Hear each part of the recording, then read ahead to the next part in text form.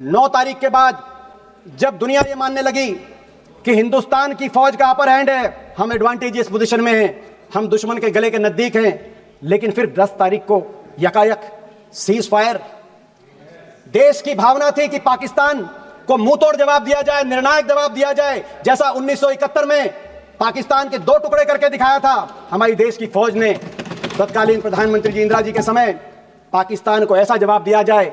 आप बार बार बोलते थे, पाकिस्तान ऑक्यूपाइड कश्मीर की बात बोलते थे, अब आगे किस मुंह से आप पाकिस्तान ऑक्यूपाइड कश्मीर की बात रखेंगे देश के सामने? आपके सभी वक्तव्यों में कहा गया कि पाकिस्तान घुटनों पे था। आप ही कह रहे हैं अगर पाकिस्तान घुटनों पे था तो सीज फायर की, जो सीज फायर जिसको आपने स्वीकृति दी और आप कह रहे हैं कि हमने सीज फायर को माना, अगर पाकिस्तान घुटनों में था तो सीज फायर की क्या जस्टिफिकेशन है? मगर दुख तो तब हुआ, देश के दिल में दुख हुआ कि देश की जो भावनाएं थी उन भावनाओं पे विराम, युद्ध विराम, पाकिस्तान की ईंट से ईंट बजाने की भावनाओं पे विराम अमेरिका की एक ट्वीट ने आपके युद्ध विराम की घोषणा से पहले की। उसके बारे में मैं आऊंगा, लेकिन ये सीज फायर की क्या शर्तें थी देश के सामने आपको रखना चाहिए। मगर इन शर्तों के साथ साथ युद्ध विराम से पहले भी एक रणनीतिक चूक हुई। आज राजनाथ सिंह जी कह रहे थे कि कांग्रेस के समय यह रणनीतिक चूक हुई पाकिस्तान को लेकर। सबसे बड़ी रणनीतिक भूल उस समय हुई, आदरणीय विदेश मंत्री जी बैठे जब इन्होंने टेलीफोन करके कहा कि हम केवल आतंकी ठिकानों को निशाने पे ले रहे हैं, मगर हम किसी मिलिट्री या सिविलियन ठिकानों को निशाने पे नहीं ले रहे। जब ये कहा आपने स्वीकार किया, एक तरीके से क्लीन चिट दी पाकिस्तान की आर्मी और सरकार को, और अलग अलग दृष्टि से आपने देखा पाकिस्तान, जबकि आपके सारे स्पीकर्स कह रहे हैं, मान रहे हैं और देश मानता है, दुनिया को पता है कि पाकिस्तान की सरकार, पाकिस्तान की आर्मी और इन आतंकियों में कोई भेद नहीं किया जा सकता, ये एक हैं। मगर आपने स्वयं टेलीफोन करके अलग अलग दृष्टि से देखने का काम किया कि केवल हम आतंकी ठिकानों को, ये जो रणनीतिक भूल हुई है इतिहास में हमेशा ये बात पाकिस्तान को एक आपने मौका दिया ये कहने के लिए। विदेश मंत्रालय की क्या भूमिका रहती है देश में? विदेश मंत्री का काम कोई स्कूल, कॉलेज या सड़क बनाना नहीं होता। विदेश मंत्रालय का काम होता है दुनिया में अपने दोस्त मुल्कों की संख्या को बढ़ाना। विदेश मंत्रालय की और विदेश नीति की आपकी सच्चाई 11 साल की तब सामने आई जब ये टकराव की स्थिति पैदा हुई। कितने देश आपके साथ आके खड़े हुए और कितने देशों ने खुल के पाकिस्तान का साथ दिया, दुनिया ने देखा। और ये बात कबूलनामा अभी मेरे मित्र जय पांडा भी कह रहे थे कि देशों की तरफ से पढ़ रहे थे कि उस देश ने आतंकी हमला का निंदा करी और उस देश ने निंदा करी। मैं पूछना चाहता हूं, एक देश का नाम बताओ जिसने आतंकी हमले की निंदा भी करी और यह भी कहा कि पाकिस्तान इसके पीछे है और हम पाकिस्तान की भी निंदा करते हैं। एक देश ने पाकिस्तान की निंदा नहीं करी। और दूसरी तरफ पाकिस्तान के साथ देने वालों की देशों में चीन, टर्की, अजरबैजान, मलेशिया जैसे देशों की, और आपके साथ एक ने भी बयान नहीं दिया। और यह बात आपको भी पता है, 11 साल की आपकी विदेश नीति, दुनिया में जो भ्रमण प्रधानमंत्री जी ने किया, विदेश मंत्री जी आपने किया, बाकी अधिकारियों ने किया, उसका सच तब सामने आया जब इस घटना के बाद आपको सांसदों पर अपना विश्वास व्यक्त करते हुए सांसदों के प्रतिनिधित्व मंडल भेजने पड़े। 11 साल से आप क्या कर रहे थे दुनिया में के चप्पे चप्पे में घूम के, जब आपको सांसदों पे आना पड़ा। दुख इस बात का, और आपकी विदेश नीति की दूसरी बड़ी कमी, बहुराष्ट्रीय संस्थाओं ने उस 1 महीने में जिस तरीके से पाकिस्तान का साथ दिया और आप उसको रोकने में असफल साबित हुए। जिस तरीके से IMF ने 1 बिलियन का लोन, जब टकराव चल रहा था, शायद दुनिया के इतिहास में पहली बार हुआ होगा, IMF ने $1 बिलियन का लोन सैंक्शन किया, जिसका विरोध भी आपने किया, लेकिन आपके विरोध को IMF ने नहीं सुना। वर्ल्ड बैंक ने $40 बिलियन के निवेश का प्रस्ताव पारित किया, तो उसी महीने ADB ने उसी मई के महीने में $800 मिलियन का लोन पाकिस्तान के लिए स्वीकृत किया। दूसरी तरफ यूनाइटेड नेशंस सिक्योरिटी काउंसिल के अंदर पाकिस्तान को काउंटर टेररिज्म ग्रुप का को चेयरमैन बनाया गया, डकैत के हाथ को थानेदार बनाया गया, आप रोक नहीं पाए। और FATF financial action task force, जिसमें 2011 में पाकिस्तान को ब्लैक लिस्ट किया गया था, FATF में ग्रे लिस्ट में डाला गया था 2011 में यूपीए सरकार के समय, और 2022 में उसको FATF से ग्रे लिस्ट और ब्लैक लिस्ट से पाकिस्तान को बाहर निकला, लेकिन आप उसको रोक नहीं पाए।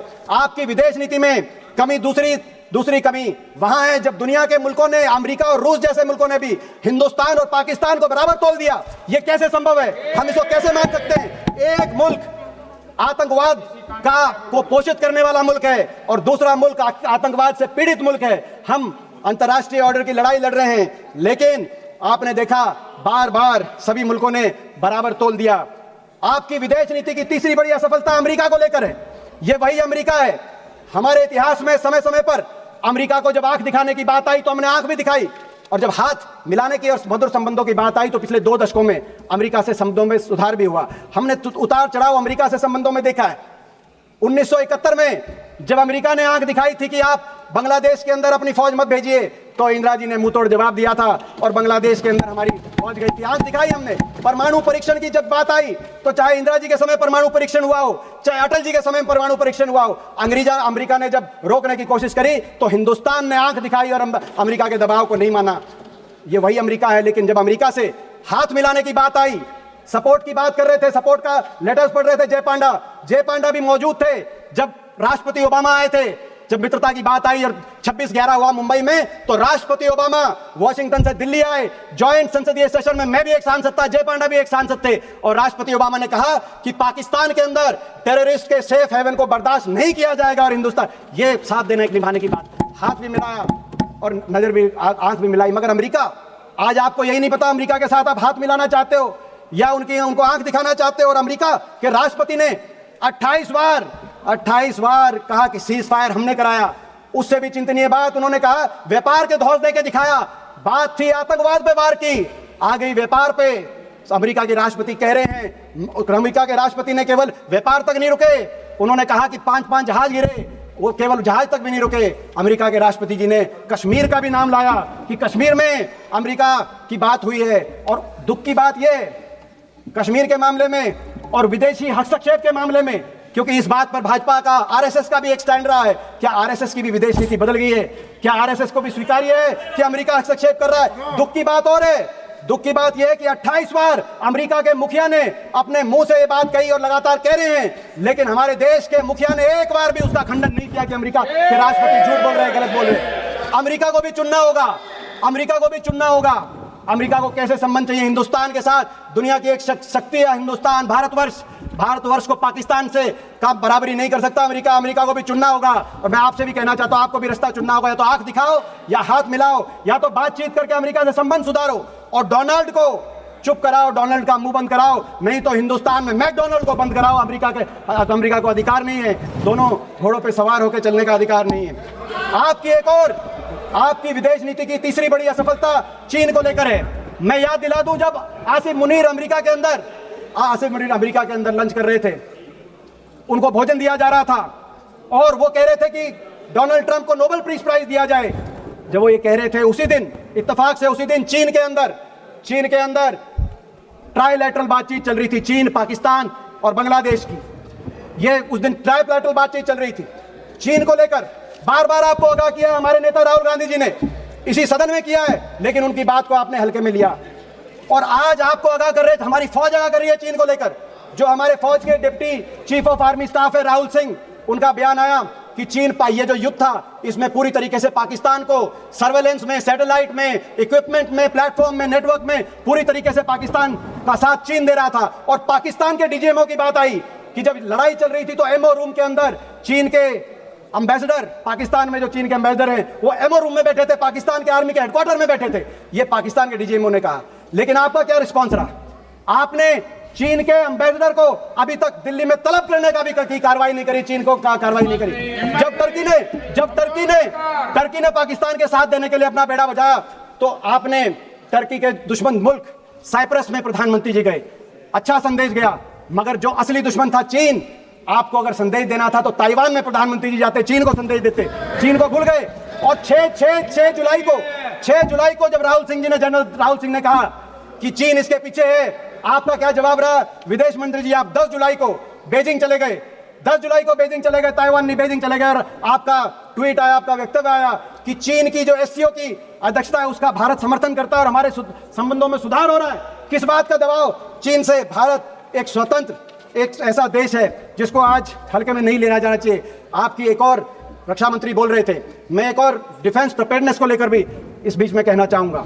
हमने देखा आर्मी वालों ने क्या कहा, एयरफोर्स वालों ने क्या कहा। मैं 2 ही पढ़ना चाहता हूं, आर्मी और एयरफोर्स। आपको सुनना पड़ेगा वो क्या कह रहे हैं। रक्षा मंत्री जी, आपकी भी 11 साल की रक्षा नीति 11 साल की, उसका रिपोर्ट कार्ड जो हम कहें उससे मत मानना, मगर जो deputy chief of army staff lieutenant general Rahul Singh ने कहा, क्या कहा?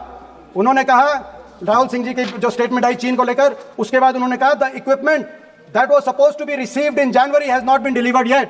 We still depend on a lot of things from outside, and if all that equipment was made available, the story may have been little different. ये उन्होंने कहा. और air marshal हमारे air marshal Amarpreet Singh, जिन पे हमें गर्व है, उन्होंने क्या कहा? उन्होंने कहा, एयर मार्शल ने, हमने नहीं, उन्होंने कहा, not a single project that I can think of has been completed on time. Why should we promise something which cannot be achieved? Hooda ji, air force कह रही है, आर्मी कह रही है, और स्टैंडिंग कमेटी. एक सेकेंड हुड्डा जी, आपके पार्टी से आज की लिस्ट में बहुत सारे नाम आए हैं, इसलिए आप अपना भाषण जल्दी से खत्म कीजिए. और एक सेकेंड रक्षा मंत्री जी, केवल उन्होंने नहीं कहा स्टैंडिंग कमेटी, क्योंकि संसदीय स्टैंडिंग कमेटीज की रिपोर्ट पर आपकी सरकार ध्यान नहीं देती. 2018 की रिपोर्ट, 2023 की रिपोर्ट क्या कह रही थी आपको? आप लगातार रक्षा बजट को घटा रहे हैं, जो सही नहीं है, और रक्षा बजट को बढ़ाइए. इन 11 वर्षों में रक्षा budget as a percentage of GDP और एज अ परसेंटेज ऑफ हमारा जो budget as a percentage of GDP, इन 11 वर्षों में रक्षा बजट 2.5% से घटकर 1.9% पे आप लेके आए. और ये जो रक्षा बजट एज ए जीडीपी के प्रतिशत में, ये रक्षा बजट 1962 के युद्ध के बाद सबसे नीचे स्तर पर आप लेके आए. और स्टैंडिंग कमेटीज आपको कह रही थी कि ये सही नहीं है. रक्षा बजट आपने कम किया, अग्निवीर जैसी योजनाएं आपने लेके आए, जिसने फौज, देश की फौज पे जिसमें हमें गर्व था, उसका हमारा मानना है कि वो फौज के लिए सही नहीं थी. लेकिन उससे भी एक और दुर्भाग्यपूर्ण बात यह है कि रक्षा बजट में एयरफोर्स मॉडर्नाइजेशन के बजट में भी आपने कटौती करने का काम किया, जो राहुल जी, हमारे नेता, बार बार जिस बात को लेकर आपको आगाह कर रहे हैं. आज हमारे देश में 60 स्क्वाड्रन की जरूरत है, 60 स्क्वाड्रन की, जो एयर मार्शल बोल रहे हैं. 41 स्क्वाड्रन, 41.1 स्क्वाड्रन यूपीए के समय, हमारे समय मंजूर हुए थे 2011 में, मगर धरातल पे केवल 31 स्क्वाड्रन आज एयरफोर्स के हैं. और इन 31 स्क्वाड्रन में से भी कई स्क्वाड्रन ऐसे हैं जिसमें जैगुआर जैसे जहाज है. ये वही जैगुआर है जो पिछले 6 महीने में 3 जैगुआर जहाजों का क्रैश हुआ, जिसमें 2 हरियाणा के हमारे पायलट थे, जिनको अपनी शहादत देनी पड़ी. अध्यक्ष जी, मेरी यही मांग है कि हमारी आज हमारा सुझाव माने, तो ये माने कि हमारी फौज को, हमारी एयरफोर्स को आधुनिकता से लैस किया जाए, बजट को बढ़ाया जाए. जो आज हमारी एयरफोर्स के अंदर जिस तरीके से मजबूती, आज 2 फ्रंट 3 फ्रंट वॉर की बात चल रही है. आज पाकिस्तान 82% अपने हथियार चीन से ले रहा है, तो बांग्लादेश 71% अपने हथियार चीन से ले रहा है. ऐसे में नेटवर्क, प्लेटफॉर्म, हर तरीके से आधुनिकता से लैस किया जाए. अब वो ऑपरेशन सिंदूर आप कह रहे जारी है, क्रिकेट जारी मत करो ऑपरेशन सिंदूर के साथ. और करना है तो हमारी देश की फौज को मजबूत करने का आप काम करिए, हम साथ देंगे. धन्यवाद.